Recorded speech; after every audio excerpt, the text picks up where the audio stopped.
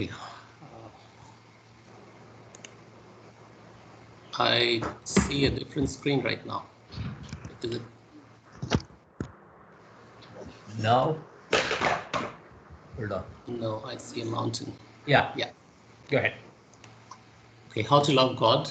To love God in the most practical way is to love our fellow beings.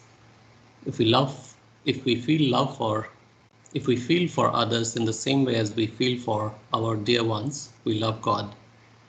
If instead of seeing faults in others, we look within ourselves, we are loving God. If instead of robbing others to help ourselves, we rob ourselves to help others, we are loving God. If we suffer in the suffering of others and feel happy in the happiness of others, we are loving God. If instead of worrying over our own misfortunes, we think of ourselves more fortunate than many, many others, we are loving God. If we endure our lot with patience and contentment, accepting it as His will, we are loving God. If we understand and feel that the greatest act of devotion and worship to God is not to hurt or harm any of His beings, we are loving God. To love God as He ought to be loved, we must live for God and die for God, knowing that the goal of all life is to love God and find Him as our own self. Jai Baba. Thank you. Avtar Meher Baba ki jai. We are in the Samskaras progress after finishing meditation. So I will just continue with that. I'm not on my monitor, so somebody has to help me say if this is good enough. This doesn't show the whole page. The resolution is different, so just give me, I have to figure this one out. Yeah, I think this is good, right? Is this good? Yeah. Yes, looks good. Yeah. All right, thank you. So physical book, page number 41, request all of you to go into, or I can do it. So you'll see a lot more of my screen today because I'm on. Okay. Part 1, the cessation, the wearing out, and the unwinding of samskaras. Human beings, before that, the subtitle, samskaras prevent self-illumination. Human beings do not have self-illumination because their consciousness is shrouded in samskaras, or the accumulated imprints of past experience. In the human form, the will to be conscious with which evolution started has succeeded in creating consciousness. However, unconsciousness does not arrive at the knowledge of the oversoul because the individual soul is impelled to use it for experiencing samskaras instead of utilizing it for experiencing the soul's own true nature as the oversoul. The experiencing of samskaras keeps it confined to the illusion of being a finite body trying to adjust itself in the world of things and persons. Problem of securing release from samskaras. Individual souls are like drops in the ocean. Just as each drop in the ocean is fundamentally identical with the ocean, the soul, which is individualized due to bhas or illusion, is still the oversoul and does not really become separate from the oversoul. Yet, the envelope of samskaras by which consciousness is covered prevents the drop soul from having self-illumination and keeps it within the domain of duality. In order for the soul to consciously realize its identity with the oversoul, it's necessary that consciousness should be retained and that samskaras should be entirely removed. The sanskaras, which are contributory to the evolution of consciousness, themselves become impediments to its efficacy in illuminating the nature of the oversoul. Henceforth, the problem with which the will to be conscious is confronted is not that of evolving consciousness, but that of releasing it from samskaras. I'll read this line again. Henceforth, the problem with which the will to be conscious is confronted is not that of evolving consciousness, but that of releasing it from the samskaras. 5 ways of securing release from samskaras. The release from samskaras takes place in the following 5 ways. The cessation of creating new samskaras. This consists in putting an end to the ever-renewing activity of creating fresh samskaras. If the formation of samskaras is compared to the winding of a string around a stick, this step amounts to the cessation of the further winding of the string. Number 2, the wearing out of old samskaras. If samskaras are withheld from expressing themselves in action, and experience, they are gradually worn out. In the analogy of the string, this process is comparable to the wearing out of the string at the place where it is. The unwinding of past samskaras. This process consists in annulling past samskaras by mentally reversing the process that leads to their formation. Continuing our analogy, it is like unwinding the string. The dispersion and exhaustion of some samskaras. If the mental energy that is locked up in samskaras is sublimated and diverted into other channels, they are dispersed and exhausted and tend to disappear. The wiping out of samskaras. This consists in completely annihilating the samskaras. In the analogy of the string, this is comparable to cutting the string with a pair of scissors. The final wiping out of samskaras can be effected only by the grace of a perfect master. It should be carefully noted that many of the concrete methods of undoing samskaras are found to be effective in more than one way and into 5 ways mentioned above. And the 5 ways mentioned above are not meant to classify these methods into sharply distinguished types. They represent rather the different principles characterizing the spiritual processes that take place while samskaras are being removed. For the sake of convenience, this part will deal only with those methods that preeminently illustrate the first 3 principles, namely the cessation of creating fresh samskaras and the wearing out and the unwinding of past samskaras. The methods that predominantly illustrate the last 2 principles, the dispersion and exhaustion through sublimation of samskaras and the wiping out of samskaras, will be explained in parts 2 and 3. Renunciation. If the mind is to be freed from the bondage of ever accumulating samskaras, it is necessary that there should be an end to the creation of new samskaras. Fresh multiplication of samskaras can be stopped through renunciation. Renunciation may be external or internal. External or physical renunciation consists in giving up everything to which the mind is attached: home, parents, marriage, children, friends, wealth, comforts, and gross enjoyments. Internal or mental renunciation consists in giving up all cravings, particularly the craving for sensual objects.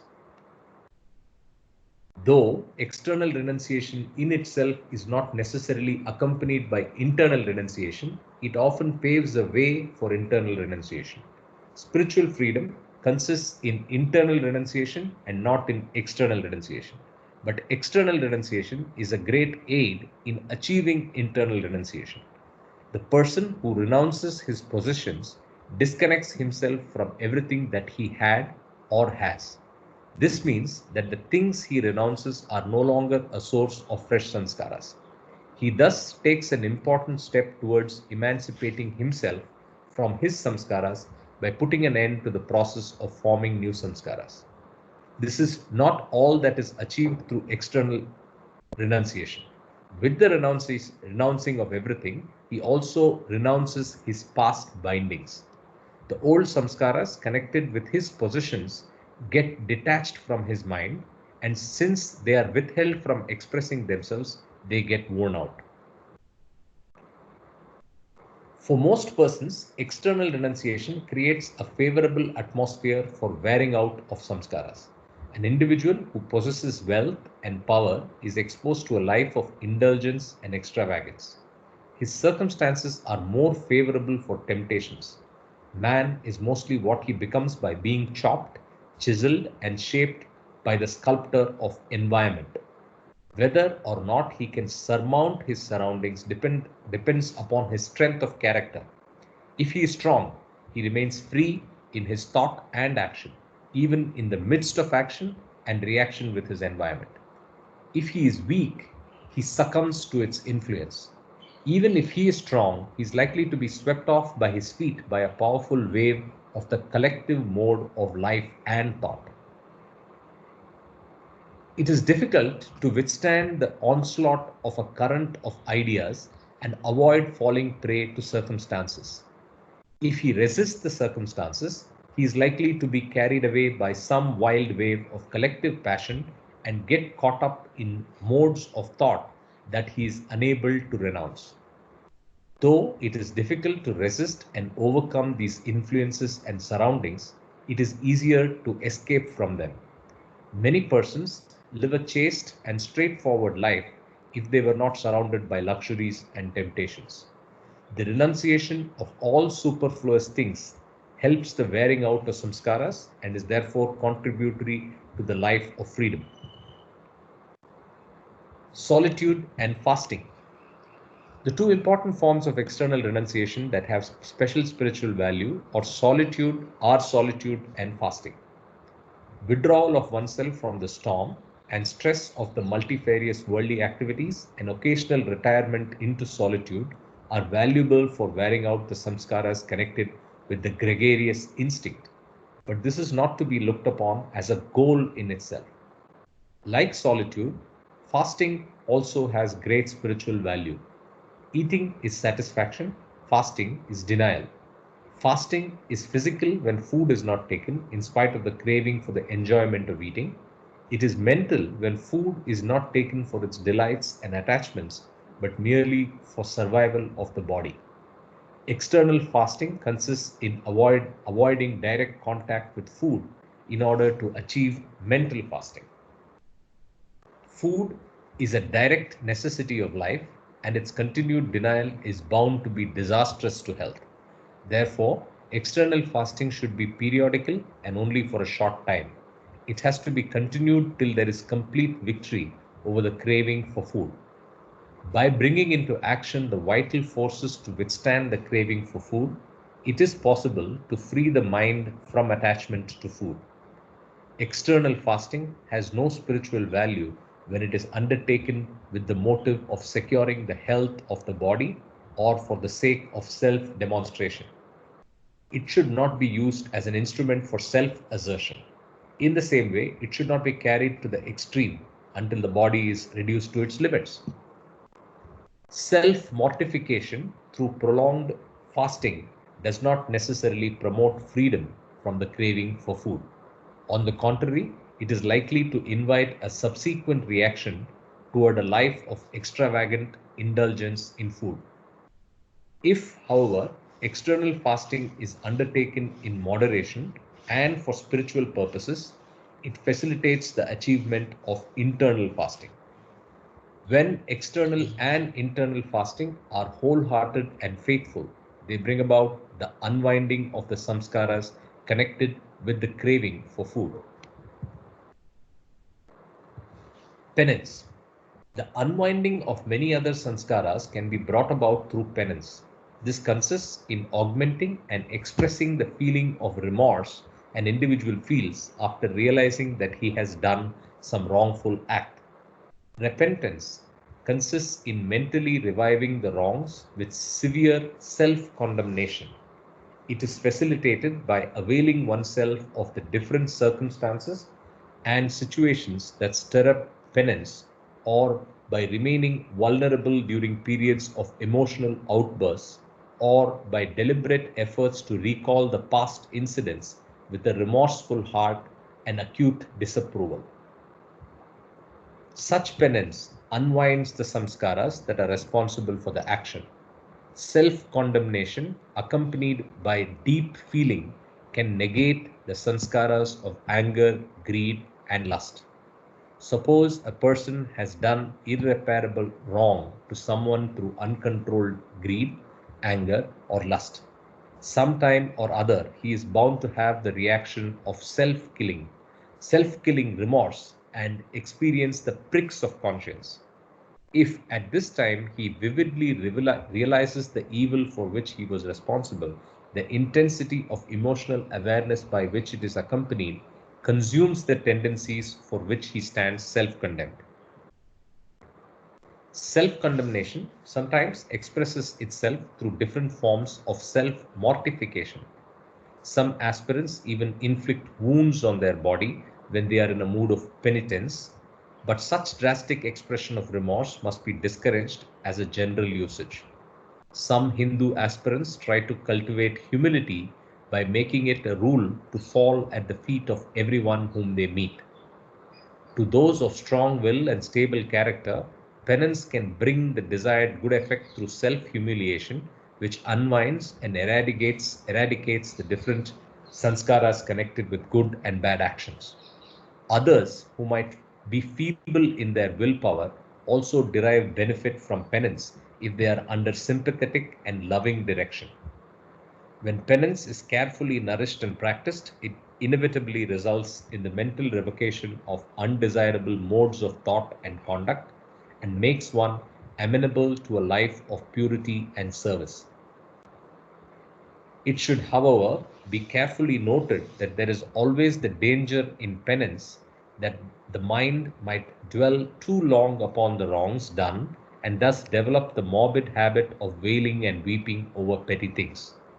Such sentimental extravagance is often an indiscriminate waste of energy and is in no way helpful in the wearing out or the unwinding of samskaras.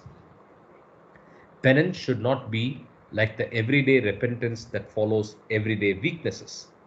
It should become a tedious and sterile habit of immoderate and gloomy pondering over one's own failings. Sincere penance does not consist in perpetuating grief for the wrongs, but in resolving to avoid in the future those deeds that call forth remorse. If it leads to lack of self-respect or self-confidence, it has not served its true purpose, which is merely to render impossible the repetition of certain types of action. Denying desires their fulfillment. The wearing out and the unwinding of samskaras can also be effected by denying to desires their expression and fulfillment. People differ in their capacity and aptitude for rejecting desires. Those in whom desires arise with great impulsive velocity are unable to curb them at their source, but they can refrain from seeking their fulfillment through action. Even if someone has no control over the surging of desires, he can prevent them from being translated into action.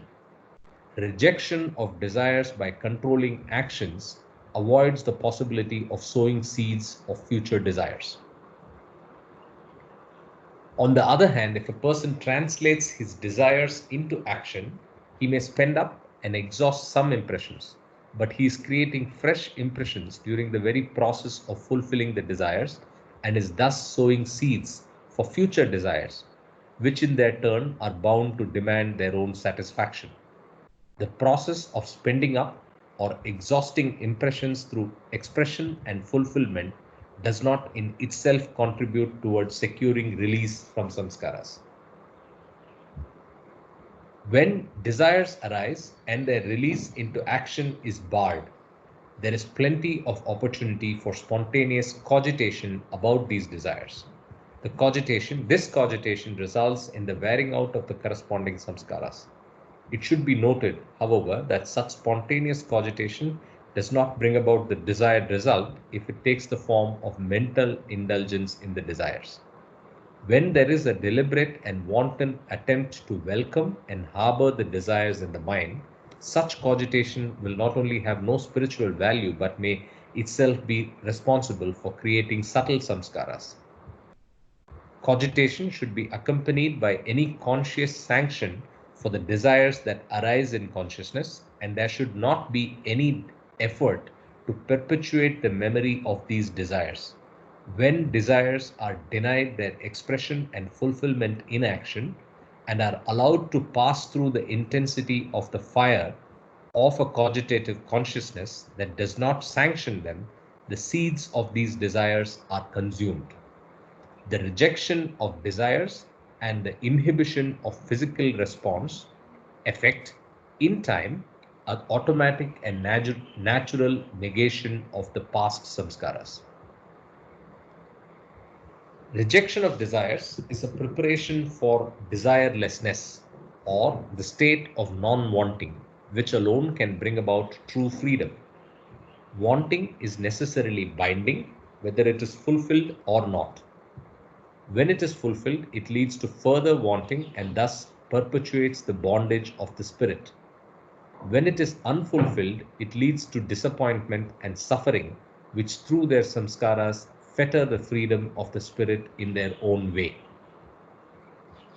There is no end to wanting because the external and internal stimuli of the mind are constantly alluring it into a state of wanting or disliking, which is another form of wanting something. The external stimuli are the sensations of sight, hearing, smell, taste, and touch. The internal stimuli are those that arise in the mind of man from the memories of the present life and the totality of samskaras gathered by consciousness during the evolutionary period and during human lives. When the mind is trained to remain unmoved and unbalanced in the presence of all external and internal stimuli, it arrives at the state of non-wanting. And by non-wanting anything except the absolute reality, which is beyond the opposites of stimuli, it is possible to unwind the samskaras of wanting. Poise of non-wanting and the principle of neti neti. Wanting is a state of disturbed equilibrium of mind, and non-wanting is a state of stable poise. The poise of non-wanting can only be maintained by an unceasing disentanglement from all stimuli, whether pleasant or painful, agreeable or disagreeable.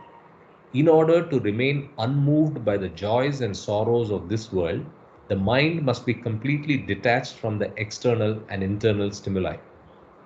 Though the mind is constantly fortifying itself through its own constructive suggestions, there is always the chance of these outposts of defense being washed away by some sudden and unexpected wave arising in the ocean of the natural and mental environment.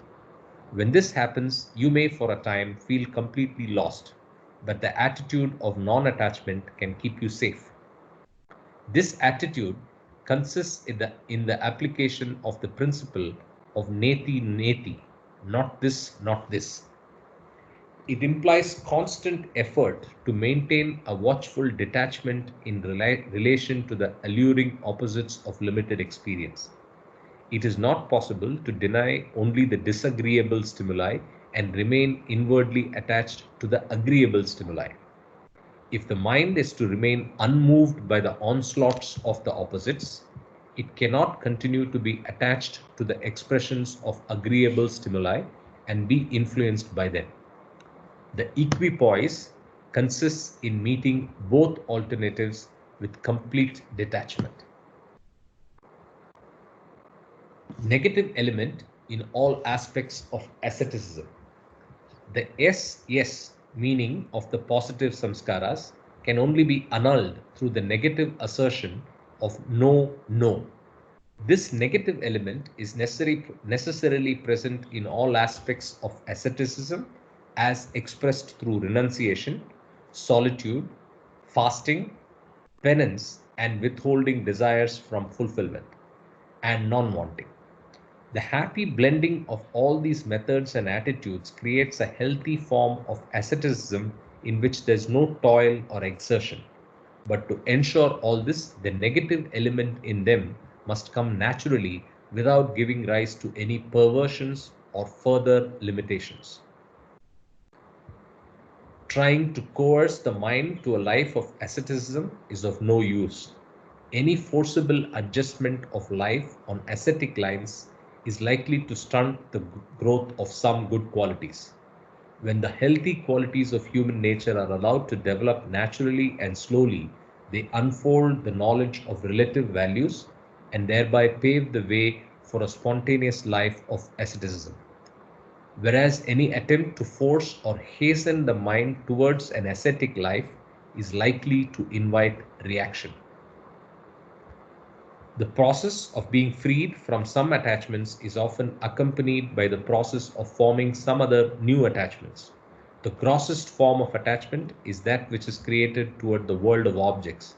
But when the mind is being detached from the world of objects, it has a tendency to arrive at some finer attachments of a subjective kind.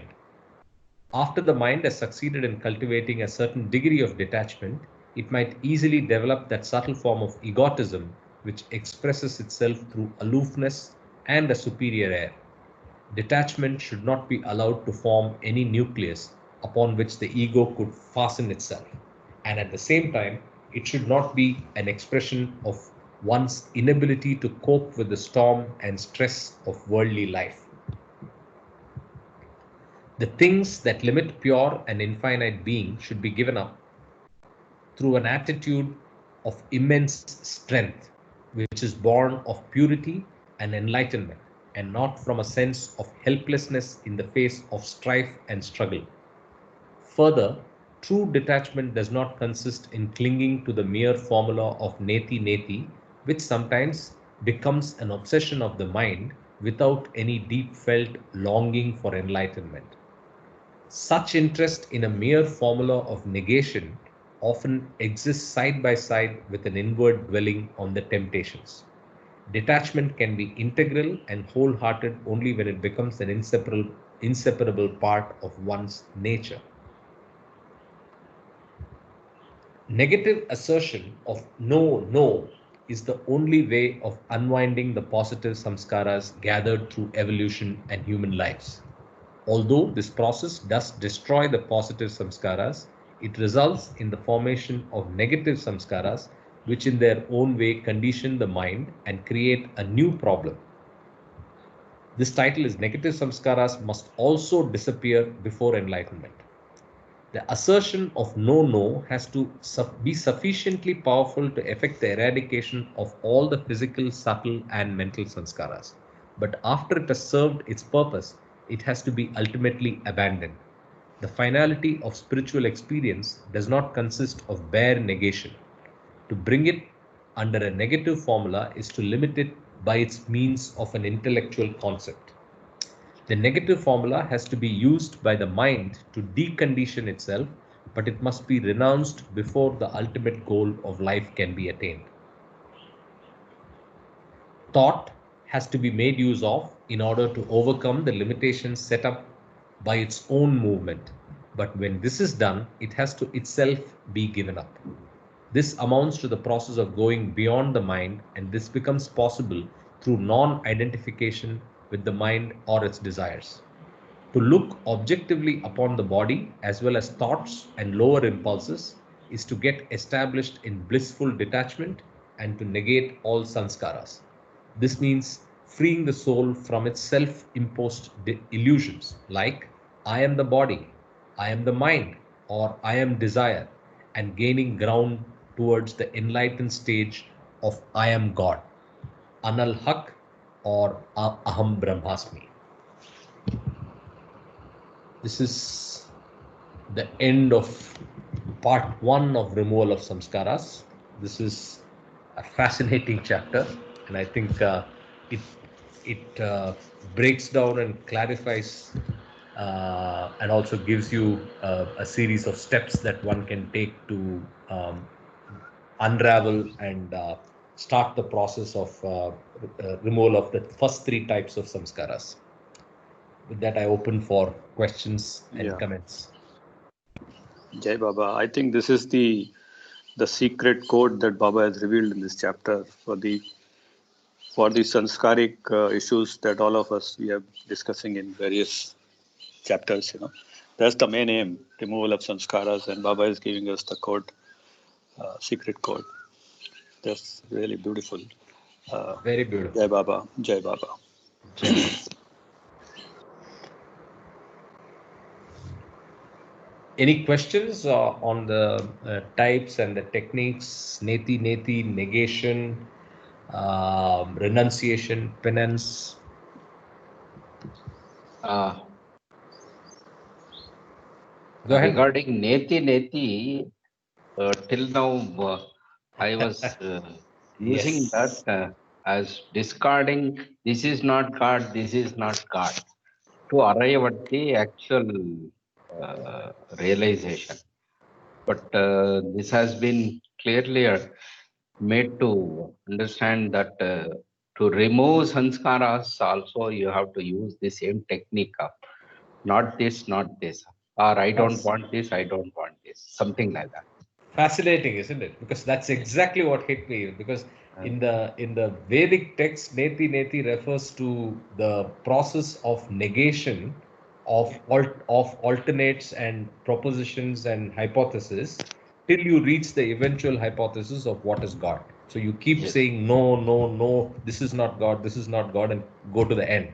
But Yes. this is fascinating to apply it for desires and keep self-realization and God realization as the goal, right? Amazing. Yes. Very nice. Yeah. Any other questions? Or we can ask Kama to quickly summarize and we can go to part 2. Just a short one. I think Baba Sure. in some other literature has said once we have actions that are in our mind, it's like binding our legs, and if we put them into practice, it's like which you can open, but you put them into practice, you are binding your hands. So beyond you, it's very difficult to open yourself once your hands are bound. So we talked of action here. Jai Baba. Jai Baba, Kamas. Yeah. That's a good analogy. So, Kama, can we summarize and go to part 2?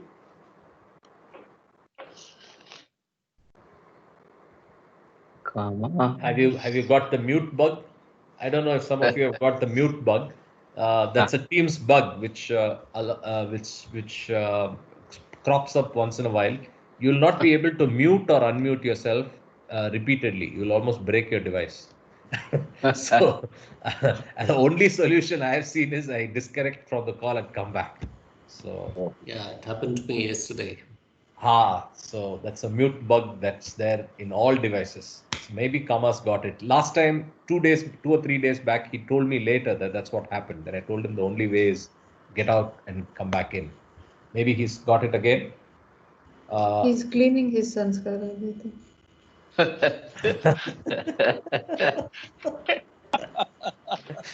Jai Baba.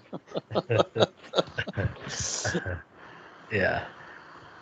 By negating not to intervene. I think Kama is saying that he's trying to unmute. Okay. How did he Yeah, say yeah. it going not to rest? So that's what I said. This is what happened to him 3 days back. All he has to do is quickly leave the call and jump back, and that fixes it generally. So the classic Microsoft option. End, restart is the only choice.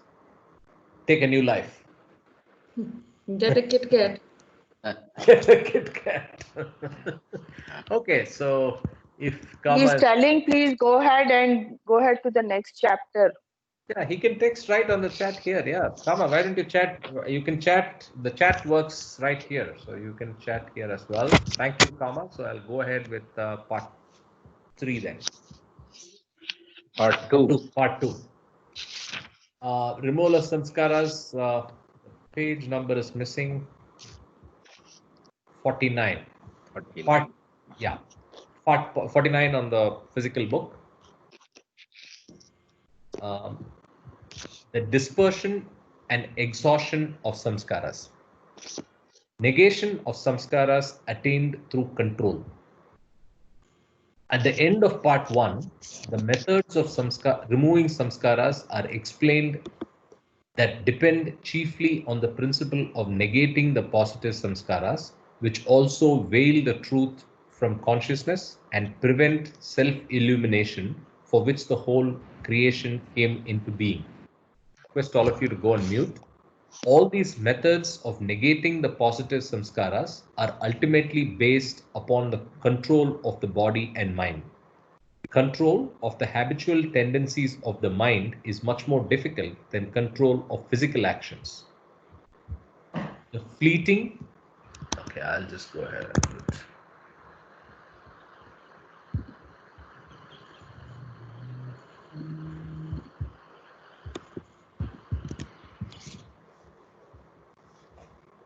The fleeting and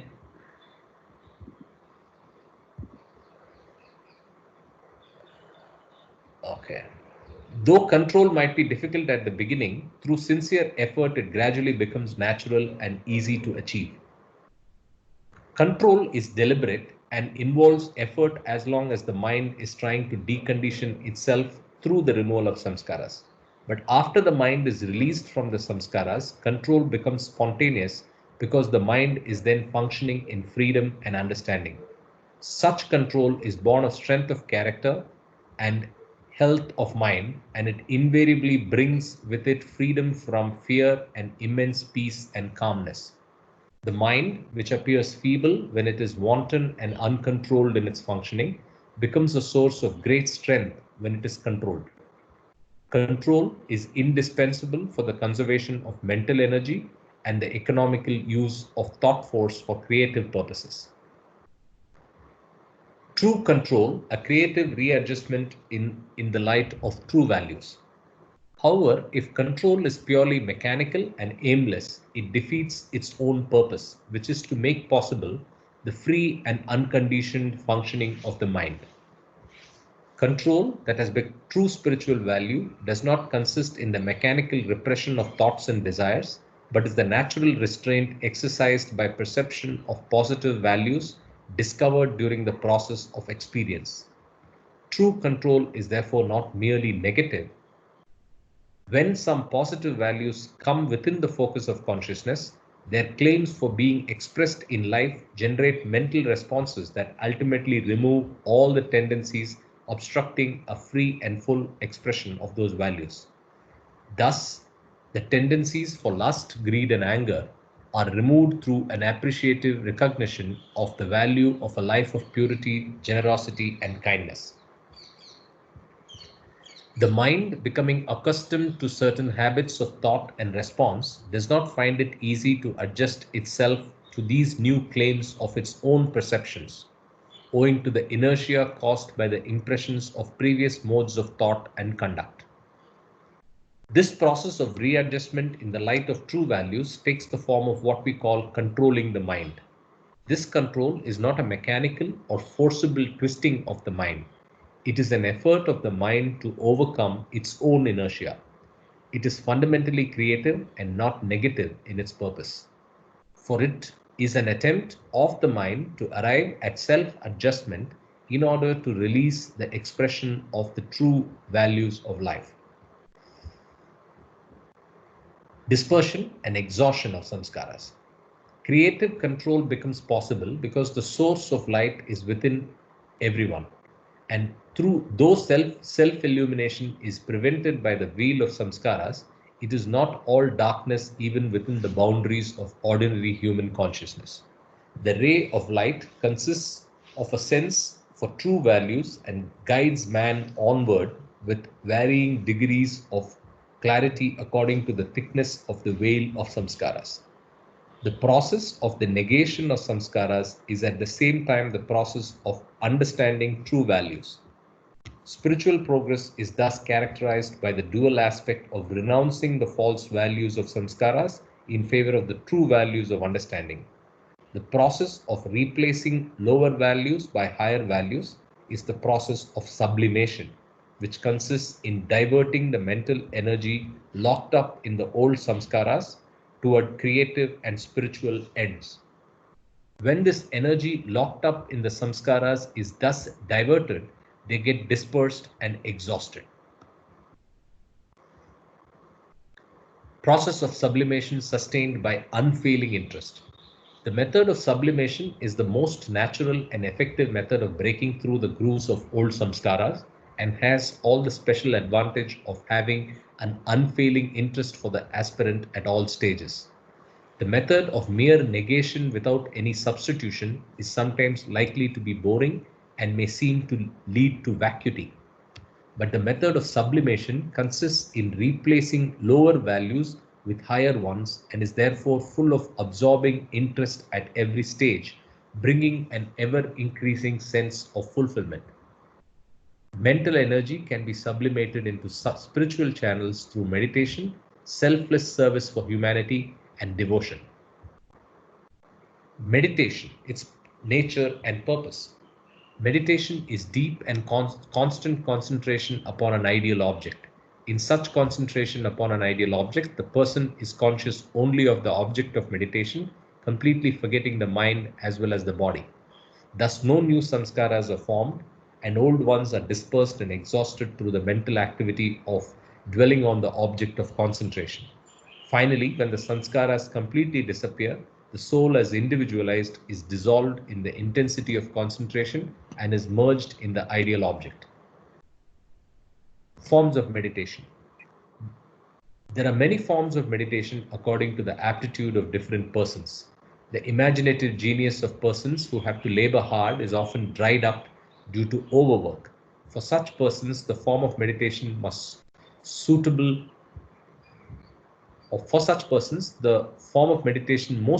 consists in disconnecting oneself from one's thoughts and then looking upon these thoughts and the body objectively. After the aspirant is successful in regarding his thoughts and his body with complete objectivity, he tries to identify himself with the cosmic being through constructive suggestions such as, I am the infinite, I am in everything, I am in all. Those who have vivid and lively imaginations can try intensive concentration on some point, but fixing the mind on some point should be avoided by those who have no liking for it. Ordinarily, the energy of the mind is scattered through its diverse thoughts. Meditation on a point is very salutary for the mind to gather itself and settle down, but it is a mechanical process and therefore lacks creative and blissful experiences. However, in the initial stages, this form of meditation might be used as a preparation for other more successful forms of meditation. The more successful meditation on personal and impersonal aspects of God, the more successful and deeper forms of meditation are preceded by deliberate and constructive thinking about God, the Beloved. Meditation on God is spiritually most fruitful. God can become the object of meditation either in his impersonal aspect or in his personal aspect. Meditation on the impersonal aspect of God is suitable only for those who have a special aptitude for it. It consists in focusing all thoughts on the abstract and unmanifest existence of God. On the other hand, meditating on the personal aspect of God consists in centering all thoughts upon the form and attributes of God. After intensive meditation, the mind might want to settle down, not on the object of meditation, but on the steadiness of the expansive peace experienced during meditation. Such moments are the natural result of the fatigue of the faculty of imagination, and they should be effortlessly encouraged. Meditation should be spontaneous and not forced. In the moments of the surging up of divine impulses, imagination should be let loose and allowed to soar. The flight of imagination should be controlled only by the set purpose of becoming one with the infinite. It should not be influenced by the currents of the diverse feelings of lust, greed, or anger. Obstacles in meditation. Success in concentration comes only gradually, and the novice is likely to be disheartened because he does not get satisfactory results in the beginning. Often, the disappointment that he experiences is in itself a serious obstruction to the beginning of meditation of the day and to persist in it. Other obstacles like idleness and ill health also may be difficult to overcome, but they can be gotten over by having fixed and regular hours for meditation and steady practice. During early morning or at sunset, the quiet condition of nature is particularly helpful for meditation, but it may also be undertaken at any other suitable time. Importance of solitude for meditation. Solitude is one of the essential conditions for attaining success in meditation. In the world of thought, there is a constant intermingling of thought forms and colors. Some mighty ideas tend to strengthen the mind by facilitating integration, whereas some frivolous thoughts are dissipating. The mind is either attracted or repelled by these diverse thoughts in the mental environment. It is advisable to avoid the influence of these variegated thoughts in order to get established in one's own ideal thoughts. For this purpose, solitude has immense possibilities. Solitude means economy of mental energy and increased power of concentration. Having nothing extraneous to attract or repel the mind, you are drawn inward and learn the art of opening yourself to the higher currents which have the potency of giving you strength, bliss, and peaceful expansiveness. Selfless service. While meditation on the personal and impersonal aspects of God requires withdrawal of consciousness into the sanctuary of one's own heart, concentration on the universal aspect of God is best achieved through selfless service for humanity. When a person is completely absorbed in the service of humanity, he is completely oblivious of his own body or mind or their functions as in meditation, and therefore new samskaras are not formed. Further, the old samskaras that bind the mind are shattered and dispersed. Since the individual is now centering his attention and interest not upon his own good, but upon the good of others, the nucleus of the ego is deprived of its nourishing energy. Selfless service is therefore one of the best methods of diverting and sublimating the energy locked up in the binding samskaras. Implications of selfless service. Selfless service is accomplished when there is not the slightest thought of reward or result, and when there is complete disregard of one's own comfort or convenience or the possibility of being misunderstood. When you're wholly occupied with the welfare of others, you can hardly think of yourself. You're not concerned with your comfort and convenience for your health and happiness. On the contrary, you're willing to sacrifice everything for their well-being. Their comfort is your convenience. Their health is your delight, and their happiness is your joy. You find your life in losing it in theirs. You live in their hearts, and your heart becomes their shelter. When there is true union of hearts, you completely identify yourself with the other person. Your act of help or word of comfort supplies to the others whatever might be lacking in them. And through their thoughts of gratitude and goodwill, you actually receive more than you give. Freedom and fulfillment through service. Thus, through living for others, your own life finds its amplification and expansion. The person who leads a life of selfless service is therefore hardly conscious of serving. He does not make those whom he serves feel that they are in any way under obligation to him. On the contrary, he himself feels obliged for being given a chance of making them happy. Neither for show nor for name and fame does he serve them. Selfless service is completely achieved only when an individual derives the same happiness in serving others as in being served himself. The ideal of selfless service frees him from the samskaras of craving for power and possession, of self-pity and jealousy, of evil deeds actuated through selfishness. Love. Selfless service and meditation are both spontaneous when they are inspired by love. Love is therefore rightly regarded as being the most important avenue leading to the realization of the highest. In love, the soul is completely absorbed in the beloved and is therefore detached from the actions of the body or mind. This puts an end to the formation of new samskaras and also results in the undoing of old samskaras by giving to life an entirely new direction. Nowhere does self-forgetfulness come so naturally and completely as in the intensity of love. Hence, it has been given the foremost place among the methods that secure release of consciousness from the bondage of samskaras.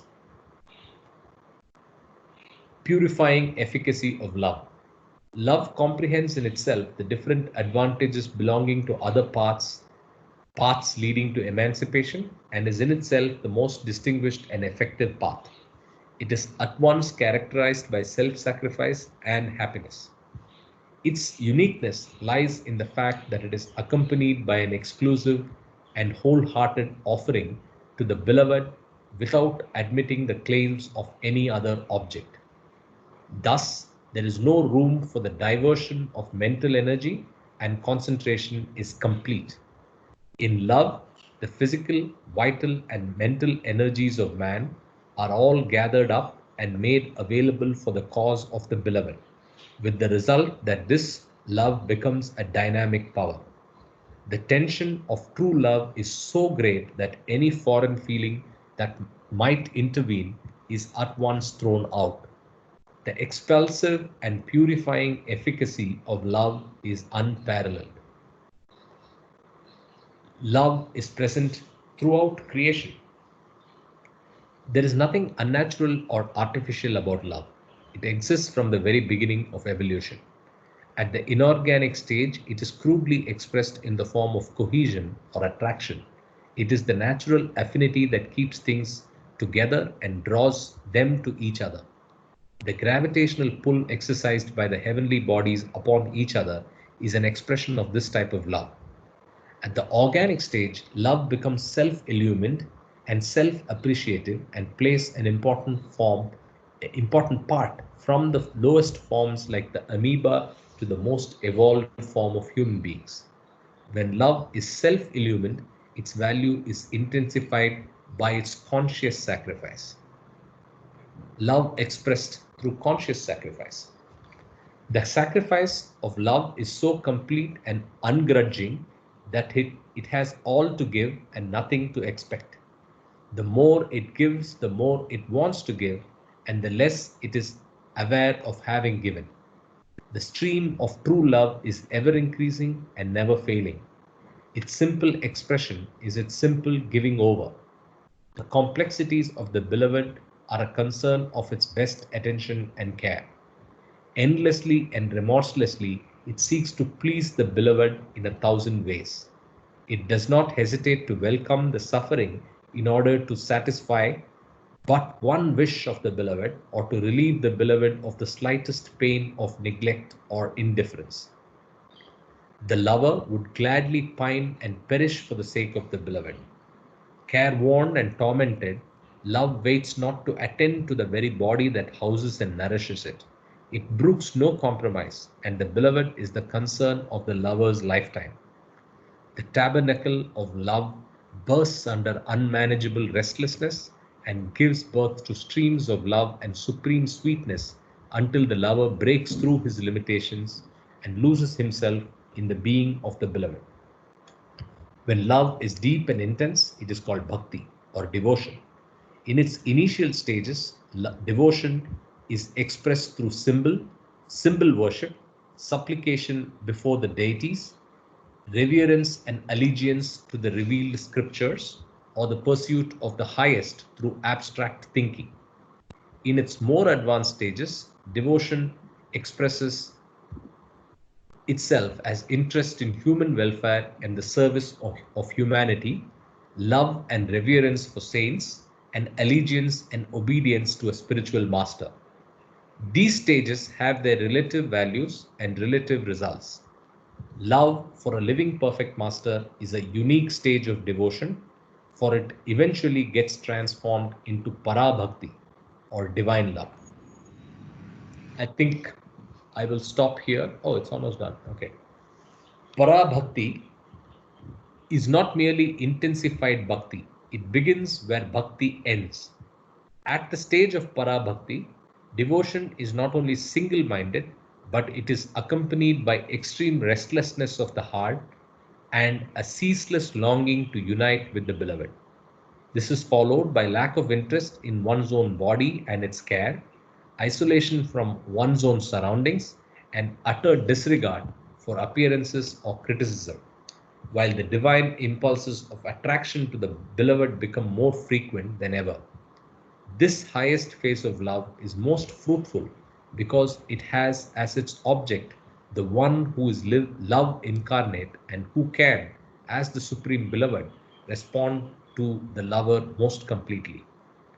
The purity, sweetness, and efficacy of the love that the lover receives from the master contributes to the insuperable spiritual value of this highest phase of love. Jai Baba. This is a beautiful chapter. We finish part 2, and very appropriately there are references to what we are going into now, which is meditation. Any questions and comments before we end the class section and then go to the next section? Jai Baba, can you all hear me? Yes. Okay. This particular has got a great correlation with how to love God. I think in various places they are talking about Bhakti or divine, and I think what we started in the morning on how to love God. I think there is a direct correlation. And I have a question on meditation, and that is, there is a subliminal form of meditation.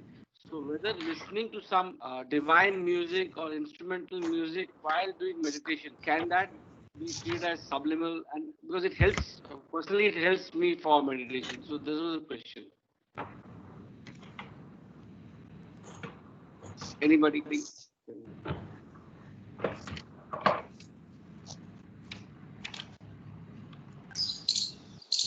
I think the reference here was subliminal, was doing something creative where you absorb yourself in music or in drawing a painting or some such thing. But I think what you're asking is now you're combining the two, and to my thing, it is of real great help actually, especially music.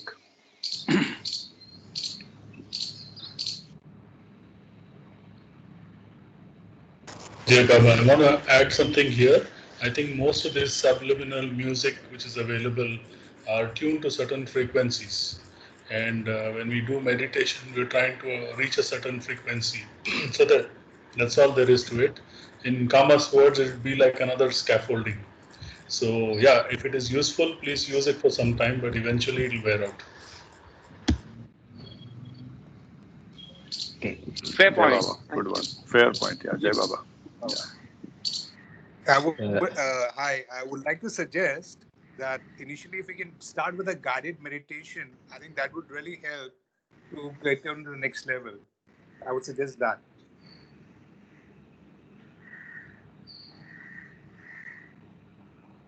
Jai Baba. Yeah. Jai Baba. Yes, just as a few examples of Parabhakti, Radha and Meera, these are all examples. Mehra and Baba. Yes.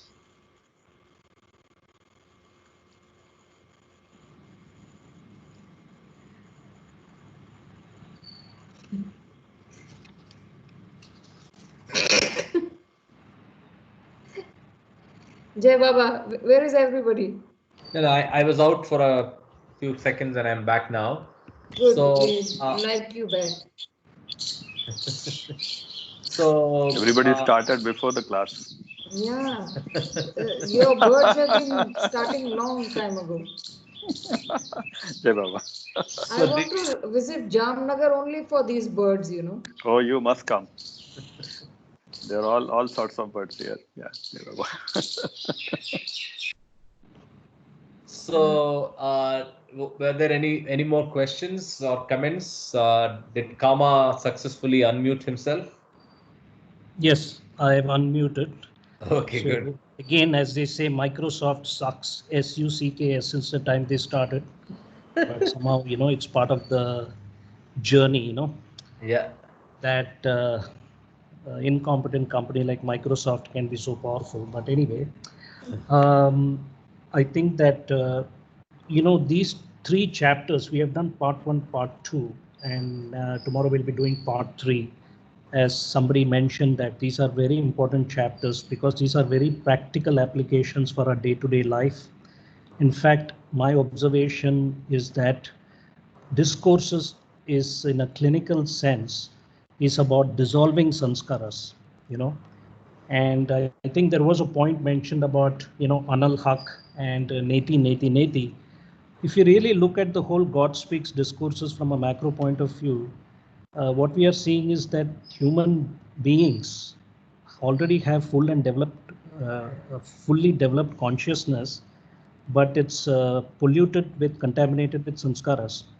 So technically, divine love is latent in all of us, but it's not awakened by the obstruction of samskaras. The second point is that if you remember that in the second part, we read about the 3 different types of karma yoga, bhakti yoga, jnana yoga. Very interesting. And the same thing we had actually talked about in the chapter on deeper aspects of sadhana, page 258 to 265, where in this particular part in sanskaras, it's much more in detail, but both complement each other. And what I loved about in this particular chapter is on page 54, it says selfless service and meditation are both spontaneous when they are inspired by love. So my understanding is that to keep the human body going, material body, gross, subtle, mental, you need breathing oxygen. That's the key, breathing, not thinking, right? And the spiritual body is basically about love. And the analogy here you can use is like selfless service is karma yoga, hands. Meditation is like jnana yoga. And the analogy is in the material life, when you look at a physical game like the ball game, you're using your hands. And if you're looking at the mental game like chess or bridge, in both cases, you have to have love and passion to be successful. So that is the analogy I see here between the material life and spiritual life, that without love and passion, you can't succeed. So coming back to that last paragraph on Parabhakti, with due respect to Vidya, I have talked about it, but to me, Vidya is at a point where she's in Parabhakti, that's what's happening to her. And she will correct me if I'm wrong. And people like me who are still in the gross level have to practice different forms of meditation. And ultimately, as Ranga said, these are all scaffoldings, So bottom line is, once you have pure love, then all these things don't matter. Knowledge of God speaks and all that doesn't matter. So that's my understanding. Jai Baba. Thank you, Kama. Anything else that you specifically wanted to add when you were mute? You can make that point, and then we can end this class and go to meditation. And one more thing I wanted to mention was that when we were reading about penance and all the different things, the renunciation aspect, that is again given in God Speaks in the supplement, page number 194 to 202. So it's here also, and plus if you read the supplement from God Speaks, the same thing about renunciation, much more detailed description is given. Jai Baba. Great. So with that, I'll wrap this up if there are no more questions, and go to Singapore.